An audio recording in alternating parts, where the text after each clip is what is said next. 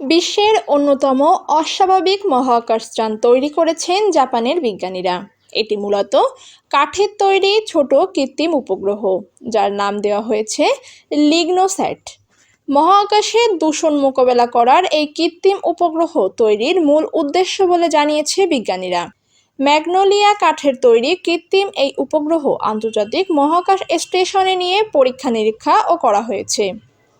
এতে দেখা গেছে কাঠের তৈরি হলেও এটি টেকসই হতে পারে।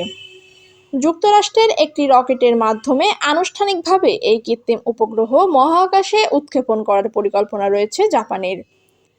কাঠের তৈরি উপগ্রহটি তৈরিতে কাজ করেছে কিয়োটো বিশ্ববিদ্যালয় ও কাঠের বাড়ি আসবাব তৈরির প্রতিষ্ঠান সুমিতোমো ফরেস্ট্রি। বর্তমানে সব কৃত্রিম উপগ্রহ ধাতব উপাদান দিয়ে তৈরি হয়। মহাকাশে দূষণ কমাতে কৃত্রিম উপগ্রহ তৈরিতে ধাতব পদার্থের বদলে পরিবেশ বান্ধব কাঠের মতো বিকল্প উপাদান কাজে লাগানো যায় কিনা সেই ধারণা থেকে লিগনোস্যাট তৈরি করা হয়েছে।